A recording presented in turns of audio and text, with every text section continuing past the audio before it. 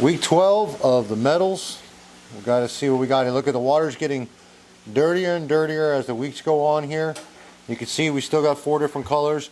We're actually starting to see some green in the lead cup here, which we haven't seen much of. We got this is just unbelievably dark gang green here. I dare somebody to drink this. The aluminum one, it's not as dark as definitely not as dark as the galvanized, and not as dark as the stainless steel. But if we pull out these metals again, we do this on a weekly basis. Looks like the rope's getting more corroded than the metal there. And that's your galvanized there, getting pretty gnarly. There's the aluminum. See, it's just building algae, and I don't see a lot of corrosion for the most part, other than the galvanized one. The stainless steel, even though it looks like there's algae on it, I wiped that off like we did a couple weeks ago. It looks brand new. But again, the interesting thing is the water. Interesting to see what's going to happen in the next couple months. We've got to get a marine biologist in here to take a look at this. So, nevertheless, this is the 4 metals, and looks like the water's just getting gnarlier and gnarlier. Welcome to X Generation Fishing Report. This is your offshore report and tournament recap for the week. I'm joined today by Captain Mike. He fished a tournament this past weekend. Yes, sir. And what was the name of it again? The Saltwater Shootout. The Saltwater Shootout. Great tournament. I saw some videos of typical tournament setting, all the boats hauling butt to get to their spots. Yep. Great video, but that's about all I saw of the tournament this weekend. I was inundated with work, and Andy, of course, I was busy having to scrub the boat down for him and get the Hatteras ready for us. He wants to go to Mexico. There you go. So that was the extent of my weekend on the water. Well, just a quick recap. It was a hard week to figure out where the fish were, what kind of fish were here, and all week long the fish were biting, meaning dolphin, blackfin tuna. But I heard with all the storms though, they were moving. There was a lot of movement. It was hard to pinpoint the spots where they were. And be honest with you, the kingfish was the hard fish to locate this weekend, which is usually not the case. And these it's an aggregate tournament with prizes for big fish and stuff like that. But what you're going for is 4 of each species, and I'll just name that. We have time, so we'll go over the let's name them all. We'll go with so there's 5 species: are dolphin, kingfish, wahoo, blackfin tuna, and cobia. Yeah, and this tournament, it's the style and the setup with it. It's one of those difficult ones because you have to weed through the fish to know exactly what fish you're weighing and how big of a fish. For the aggregate, you're allowed to weigh 10 fish, 4 of each species, but only 10 fish. Every fish has to be over 10 pounds for the aggregate. Okay, so under 10 pounds, it's not weighable. And the 1st through 15th place is total weight. So, for example, normally you'll get 4 kingfish, and during this tournament you'll get sometimes 4 blackfin tuna, and dolphin is usually the hard fish to get that's over 10 pounds. It is, although dolphin are one of the fastest growing fish in the ocean, actually the fastest next to the kingfish. Right. It is hard to get those fish because they are a fish that is fished heavily. That's right. So they're few and far between to get those big ones, and when you do get on those big ones, you may get a 20-30 pounder. On the occasion, there was a 61-pounder caught, I heard. You told me about that. Mm-hmm. But on occasions, you may get 1 or 2, maybe 3 of those a whole season. That's right. So in general, most teams that fished for the aggregate had no problem getting their dolphin and their blackfin tuna. The kingfish was a little tough for most people.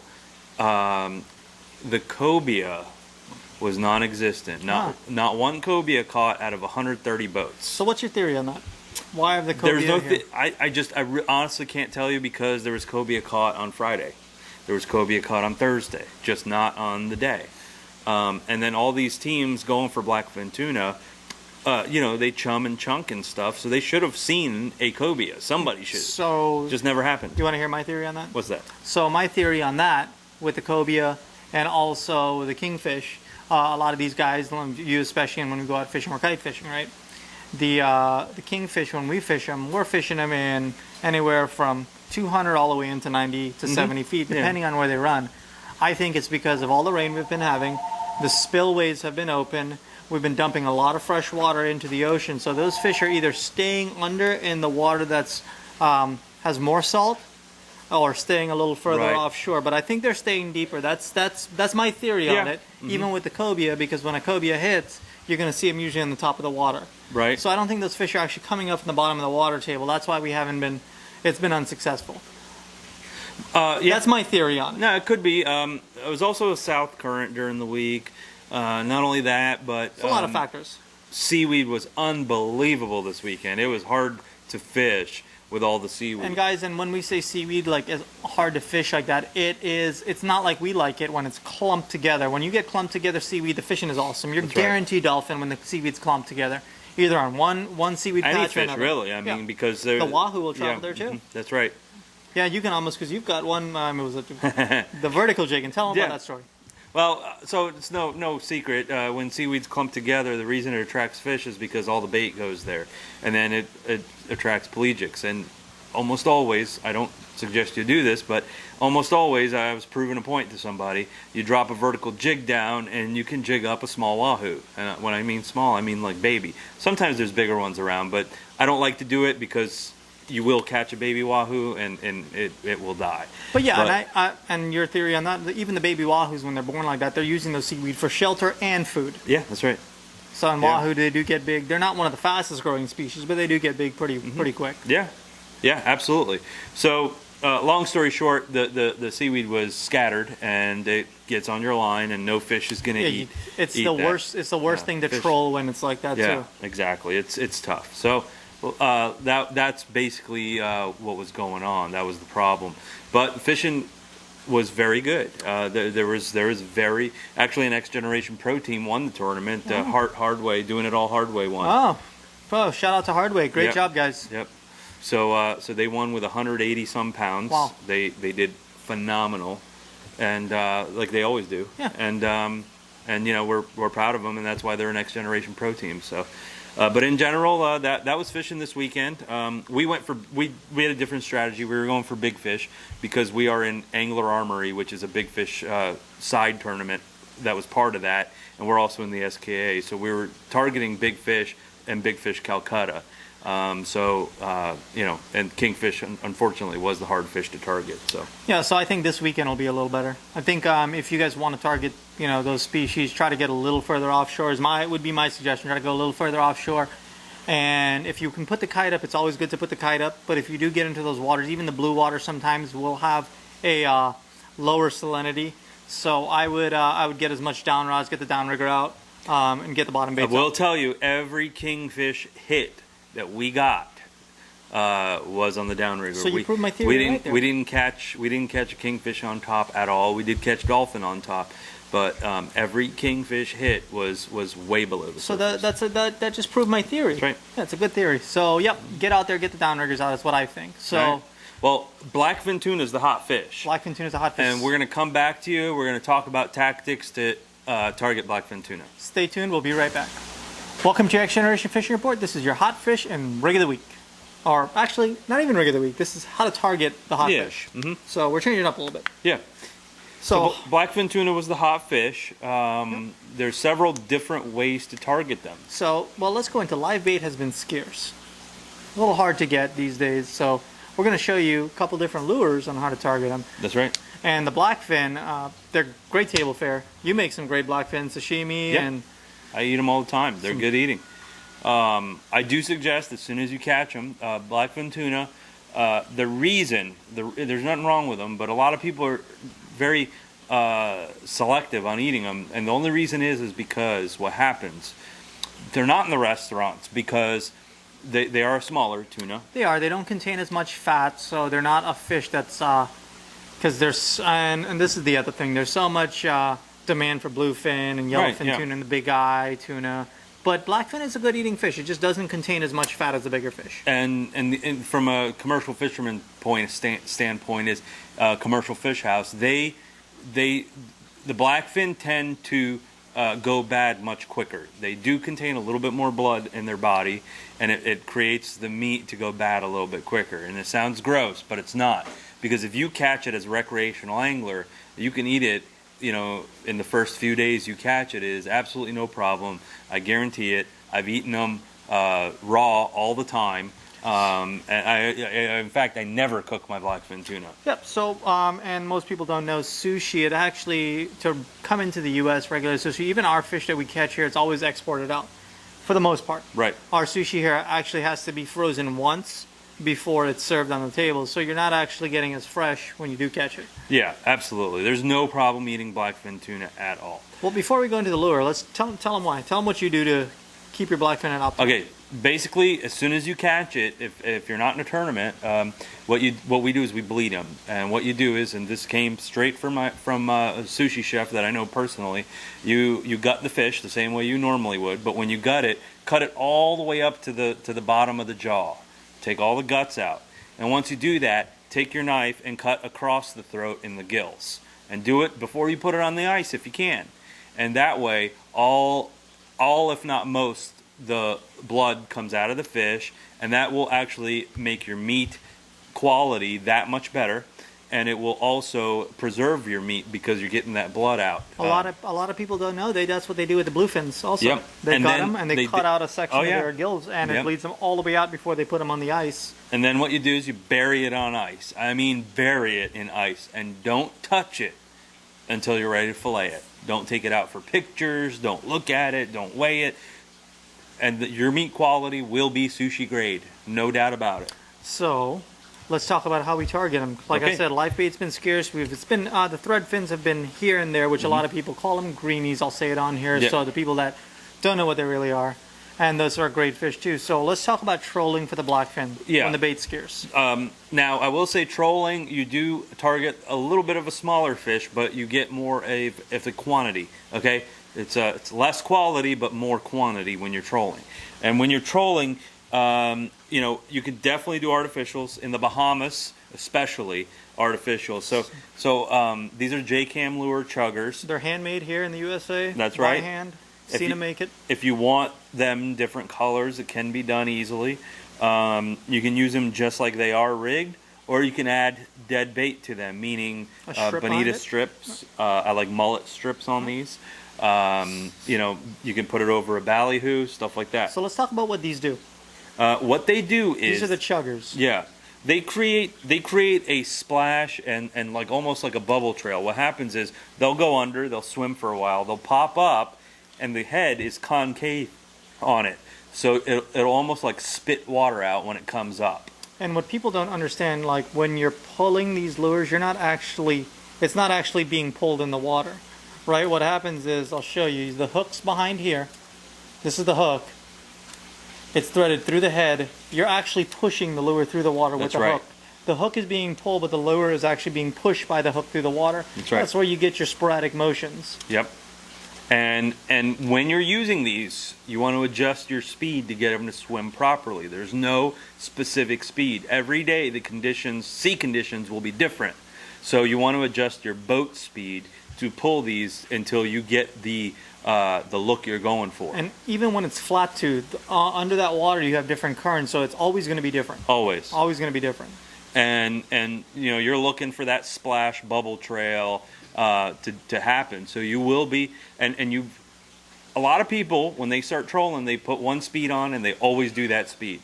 It's wrong, because when you change directions, you're going against the current, going with the current, you know, going across the current. So depending on which way you're going, you want to change directions a lot when you're fishing. Depending on which way you're going, you're going to adjust your speed several times throughout the day. Yep. Yeah. So I like, in a spread like this, you can put out about 4 to 5 lures on a good day. Mm-hmm. If you don't have live bait, or if you didn't get that, come in and pick up your Mr. Mullets, or come in and pick up your strips. Yeah. You can fish these beer also. I would put 2 of these out. Yeah. And I'd put 2 of these on my far outside. That's right. I would do the same. The next one we'll show you.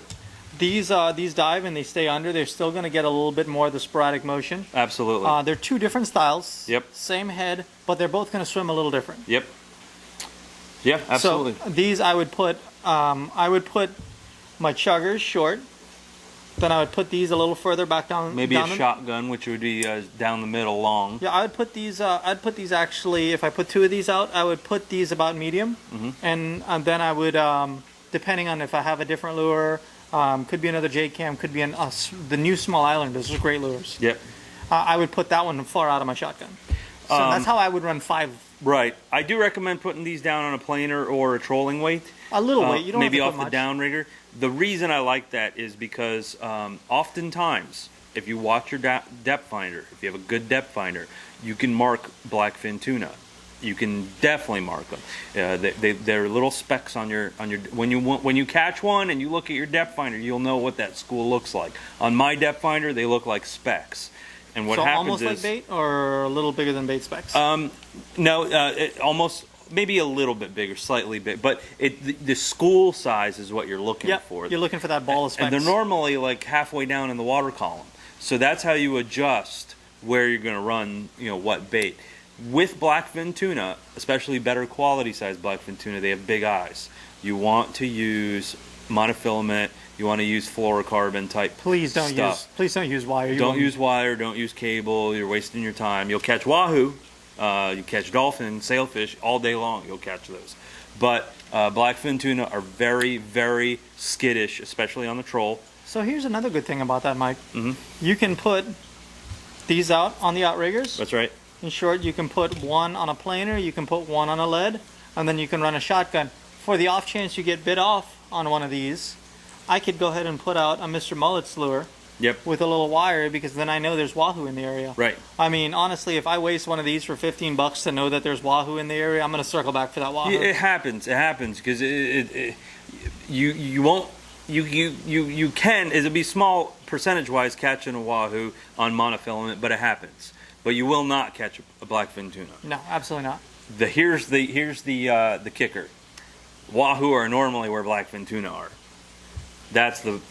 So you got to make a decision on what you're going to target. You got to try and stick with it. Adapt, change if you need to.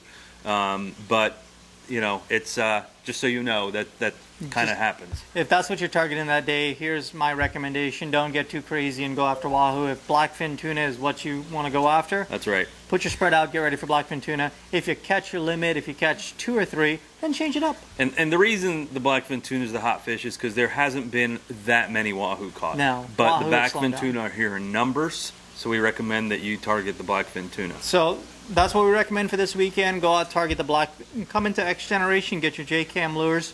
We'll see you next week. Welcome to X Generation Fish Report. Today I'm joined by Captain Mike. Captain Mike, what's the weather and predictions looking like for this weekend? It's going to be a little nasty, a little rough. So here's the weather. Southeast winds, 15 to 20 knots, 3 to 5 feet with occasional 6 foot. I don't think it's going to be that bad, to be honest. It depends. Depends on where you fish. It depends, right. It's forecasted to be bad. I do not think it's going to be as bad as forecasted. Southeast winds, usually when we're out there fishing, southeast winds, you're not going to get the swells like a northeast wind like that. It's just going to be more Right. chop. Yes. Real chop and real nasty, not like big rollers coming in where small craft advisory comes That's right. comes really into play. Right. So that said, it's very good dolphin fishing weather. So you're saying Andy has a chance this weekend? if Andy was to go out, he would likely catch a dolphin. The problem is that's kind of pushing it, Mike. It's kind of pushing. I'm gonna say it's great dolphin fishing lately. Yeah, even Andy can catch a dolphin this weekend. This weekend, Andy could catch a dolphin. I'm gonna guarantee. I would bet that Andy could catch a dolphin this weekend. So the question is, can he use one of his bass worms out there to catch a dolphin? I think he can. I think it's one of those weekends where you can't do anything wrong. You're gonna catch a dolphin. Well, good news for Andy. You can catch a dolphin this weekend, and the blackfin is the hot fish. It is. You catch some blackfin. Stay tuned for that. We'll show you some great stuff on the blackfin. Yep. Well, basically, those are my predictions: dolphin and blackfin. I wouldn't waste my time doing anything else other than maybe bottom fishing or something like that. I don't think bottom fishing will be good. I think bottom fishing will be good. I wouldn't waste my time with the kingfish. Right. I really wouldn't waste my time with the wahoo. It's not that time of year, not the right moon phase. Right. So dolphin and blackfin would be a great target, or bottom fish for some snapper. Snapper's always good this time of year. Yep. Yeah. So that's those are the weather and predictions. And we'll see you next week. And we'd like to thank our sponsors. Oh yeah, J-Cam Lures. No. Okay, you can cut it off right there. Guys, exciting news. X Generation's 2018 tournament. We've got a great new benefactor. It's the Anglers for Soldiers KDW. It's benefiting the Forgotten Soldiers Outreach Program.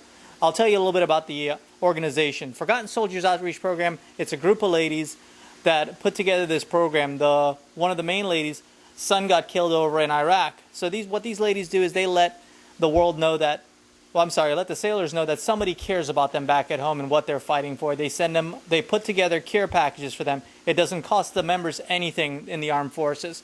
And they send it to them. They get the simple things that we take for granted here in the United States. Toothbrushes, toiletry. They get little snacks in their package. And they also get, on top of that, as a little handwritten note from somebody over here saying that, hey, we care about you guys over there and care about the fight. So it's a great, great program that we're supporting this year. Every little bit of contribution helps with it, and everything that we do goes towards this program to help these people keep their doors open and keep doing what they're doing. We have a couple sponsorship levels that are available.